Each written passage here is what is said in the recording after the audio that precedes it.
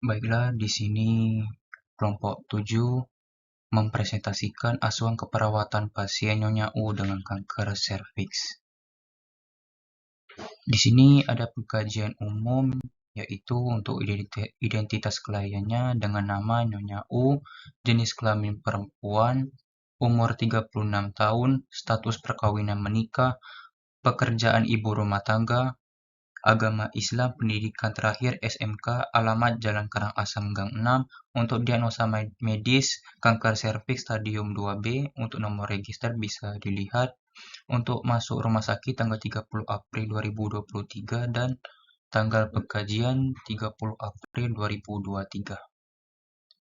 Untuk identitas suami pasien dengan nama Tuan J, umur 33 tahun, agama Islam, pendidikan SMA, pekerjaan swasta, dan alamat sama seperti pasien. Untuk riwayat biodata pasien, pasien datang dengan keluhan utama saat dikaji tanggal 30 April pada setengah 9 waktu Indonesia Tengah. Pasien mengatakan keluar darah bergumpal dari kemaluan dan terasa nyeri pada perut bagian bawah. Alasan kunjungan pendarahan pervagina. Untuk riwayat penyakit sekarang itu stadium kanker serviks stadium 2B. Untuk riwayat penyakit dahulu, pasien mengatakan sebelumnya pernah dirawat di rumah sakit karena sakit kanker serviks 1 bulan yang lalu. Untuk riwayat kesehatan keluarga, pasien mengatakan ibu pasien menderita penyakit kanker payudara. Untuk perilaku yang mempengaruhi kesehatan, pasien mengatakan tidak pernah meminum alkohol, merokok, ataupun mengkonsumsi obat-obatan. Untuk riwayat menstruasi, ada menar 11 tahun, siklus 28 hari. Untuk keteraturannya itu teratur, untuk lamanya 5 hari, untuk banyaknya menstruasi sebanyak 3 kali ganti pembalut. Untuk masalah atau keluhan yaitu keputihan. Untuk riwayat kontrasepsi, alat kontrasepsi yang pernah dipakai yaitu pil, dipakai tahun 2009, tujuan berhenti punya anak, lama pemakaian 14 tahun, kapan berhentinya itu pada tahun 2023, dan alasan berhentinya setelah terkena penyakit serviks. Ada hasil pengkajian pasien. Untuk keadaan umum, pasien terlihat pucat, posisi pasien duduk, terpasang alat medis IVFD untuk kesadaran komposmentis dengan GCS E4, M6, dan V5. Untuk TTP, ada tekanan darah yaitu 130/80, nadi 84 kali per menit, pernapasan 18 kali per menit, suhu 36,4 derajat Celcius. Untuk nyeri atau kenyamanan pada bagian P, yaitu pada nyeri perut bagian bawah. Untuk kualitas seperti ditusuk-tusuk. Untuk region perut bawah sampai vagina. Untuk scale-nya 4, dan untuk time-nya itu hilang timbul atau intermittent. Untuk status fungsional Bartter Index, total skor 8 dengan kategori tingkat ketergantungan pasien adalah ketergantungan ringan. Untuk pemeriksaan kepala, ada untuk kepala yaitu simetris, kepala bersih, penyebaran rambut merata, warna rambut hitam, muka pucat, dan kepala terasa pusing. Untuk bagian mata, sklera putih, konjungtiva anemis, palpebra tidak ada edema, refleks cahaya positif, dan pupil isokor. Adapun pada bagian hidung, pernafasan cuping hidung tidak ada, posisi septum nasal simetris, lubang hidung bersih, tidak ada penurunan ketajaman penciuman, dan tidak ada kelainan.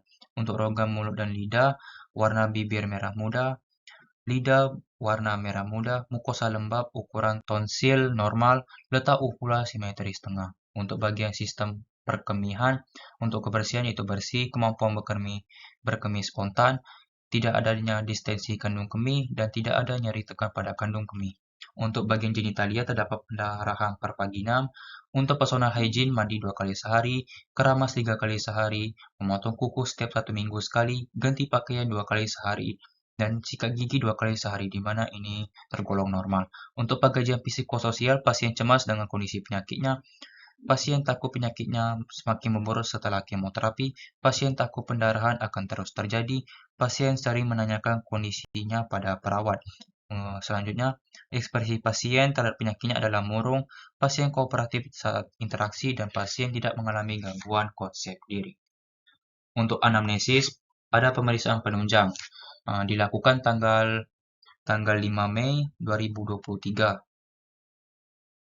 dengan pemeriksaan penunjang yang pertama leukosit sebesar 15,86 mikroliter. Untuk eritrosit juga bisa dilihat seperti di gambar. Untuk hemoglobin dan hematokrit juga sama, yang dimana ini tergolong normal. Untuk ronsen tanggal kesan fototoraks dalam batas normal. Ekokardiografi tanggal bulan 5 tanggal 1 itu tanggal tahun 2023 untuk kesan normal ekokardiografi. Untuk patologi anatomi kesimpulan pada bagian serviks, untuk biopsinya ada karsinoma serviks invasif atau operasi kanker serviks. Untuk pelaksanaan terapi, ada asam tranexamat melalui IV 3 kali 500 mg, antren lewat IV 2 kali 1 ampul, cefadroxil itu 3 kali 1 untuk tablet tambah darah 2 kali 1. Langsung masuk ke analisa data dan diagnosa. Untuk analisa data, pada masalah pertama mengambil proporsi perifer tidak efektif dengan etiologi penurunan konsentrasi hemoglobin, di mana dengan dibuktikan dengan data-datanya, yaitu data subjektif, pasien mengatakan keluar darah bergumpal dari kemaluan, pasien mengatakan terkadang kepala merasa pusing. Untuk data objektif, pasien terlihat pucat, konjungtiva anemis, CRT lebih dari 2 detik, hemoglobin 7,9 gram per desiliter, dan hematokrit 24,5%. Pada analisa data kedua dengan nyeri kronis, dengan etiologi penekanan saraf, dengan data subjektif, pasien mengatakan nyeri perut bagian bawah. Untuk problem nyeri kanker serviks, untuk kualitas seperti ditusuk-tusuk. Selanjutnya untuk region, nyeri perut bagian bawah hingga vagina. Untuk scale itu skala nyerinya 4. Untuk time, hilang timbul atau intermittent. Untuk data objektif, pasien terlihat meringis ketika nyeri timbul, nyeri tekan pada perut bagian bawah. Untuk tekanan darah 140/80 mm air raksa, dan untuk nadi 98 kali per menit. Dan untuk yang ketiga, mengambil masalah ansietas dengan etiologi kurangnya terpapar informasi. Dengan data subjektif, pasien mengatakan cemas akan kondisi penyakitnya. Kemudian pasien mengatakan takut pendarahan akan terus terjadi. Kemudian pasien mengatakan takut penyakitnya semakin memburuk setelah kemoterapi. Untuk data objektifnya, pasien sering menanyakan tentang kondisinya kepada perawat. Pasien terlihat murung. Hasil pemeriksaan patologi anatominya kesimpulan serviks untuk biopsi karsinoma serviks invasif. Di sini ada diagnosa keperawatan yang berdasarkan analisa data tadi. Yang pertama, perfusi perifer tidak efektif yang berhubungan dengan penurunan konsentrasi hemoglobin. Untuk yang kedua, nyeri kronis berhubungan dengan penekanan saraf. Dan yang terakhir, ansietas berhubungan dengan kurang terpapar informasi. Baiklah, lanjut ke intervensi keperawatan. Baiklah, di sini untuk intervensi keperawatan mengacu pada diagnosa keperawatan yang telah dikaji tadi. Dengan diagnosa keperawatan yang pertama, perfusi perifer tidak efektif yang berhubungan dengan penurunan konsentrasi hemoglobin. Untuk tujuan dan kriteria hasil, yaitu perfusi perifer dengan diharapkan meningkat dengan kriteria hasil, kekuatan nadi perifer meningkat, pengisian akram membaik, tekanan darah sistolik dan diastolik membaik. Untuk dilakukan asuhan keperawatan itu, itu salah, itu sebenarnya 3 kali 24 jam. Untuk intervensi keperawatan mengambil perawatan sirkulasi dimulai dari periksa sirkulasi perifer hingga pemberian transfusi darah.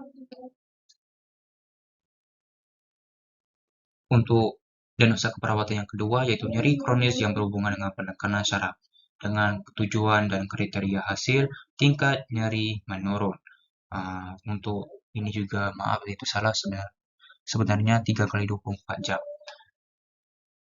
Adapun untuk intervensi keperawatannya, yaitu manajemen nyeri yang dimulai dari identifikasi lokasi, karakteristik, durasi, frekuensi, melanjutkan intervensi yang kedua tadi, di mana untuk tujuan dan kriteria hasilnya, keluhan nyeri menurun, frekuensi nadi membaik, perasaan depresi atau tertekan menurun. Untuk melanjutkan yang bagian intervensi keperawatan, hingga pada bagian berikan analgetik atau pemberian analgetik. Kemudian untuk diagnosa keperawatan yang terakhir, yaitu ansietas berhubungan dengan kurang terpapar informasi dengan tujuan kriteria hasil tingkat ansietas menurun dengan kriteria hasil perilaku gelisah menurun, perilaku tegang menurun. Untuk intervensi keperawatannya yaitu reduksi ansietas yang dimulai monitor tanda-tanda ansietas hingga latihan teknik relaksasi. Lanjut ke implementasi dan evaluasi keperawatan. Untuk implementasi dan evaluasi keperawatan bisa seperti yang dilihat, ini mengacu pada apa tindakan atau intervensi keperawatan yang diambil, yang dimulai pada hari pertama dengan menanyakan adanya perpaginam untuk evaluasi tindakan. Pasien mengatakan keluar darah bergumpal dari kemaluan. Untuk ini bisa dilihat sendiri, ini adalah implementasi dan evaluasi keperawatan pada hari pertama. Ini juga sambungan dari hari pertama yang berakhir pada jam 10.46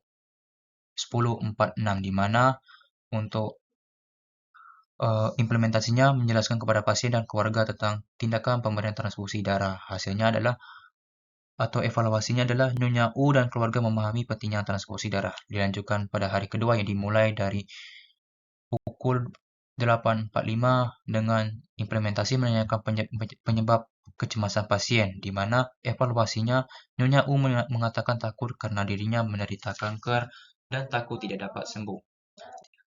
Dan pada diakhiri dengan pukul 11.32 dengan implementasi mengkaji skala nyeri berdasarkan PQRST dengan evaluasi seperti yang bisa dilihat untuk PQRST-nya.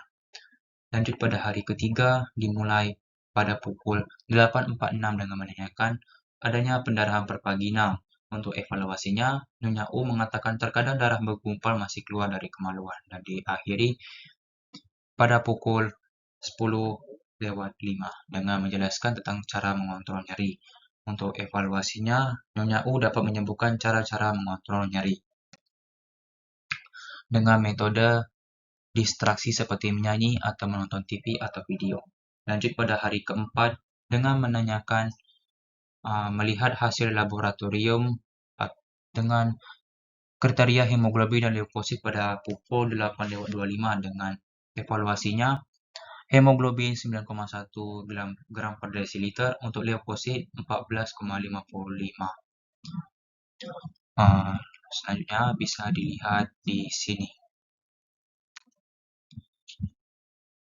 Dan diakhiri pada pukul 11.25 dengan implementasi memberikan transfusi darah. Dengan evaluasi Nyonya U terpasang transfusi darah golongan darah O nomor PDUT 14722 jenis transfusi PRC untuk volume 255 cc. Untuk pada hari kelima dimulai pada pukul 8.45 dengan memberikan obat injeksi asam tranexamat 1 ampul lewat IV dan antain 1 ampul lewat IV. Untuk evaluasinya tidak ada reaksi obat. Di sini pada pukul 9.47 mengkaji skala nyeri berdasarkan PQRST untuk P-nya nyeri kanker serviks, Q seperti ditusuk-tusuk, untuk region nyeri perut bagian bawah hingga vagina, scale skala nyeri 3 untuk time hilang timbul, dan diakhiri pada pukul 11.20 dengan implementasi mengganti cairan infus. Adapun pada evaluasinya ada pernapasan 18 kali per menit, suhu 36,7 derajat Celcius, cairan infus telah terpasang RR 500 cc untuk 20 tetes kali per menit. Untuk aliran infus lancar. Selanjutnya ada implementasi yang ke-6, dimulai pada pukul 9.05 dengan implementasi memberikan obat injeksi asam tranexamat 1 ampul lewat IV dan antain 1 ampul lewat IV.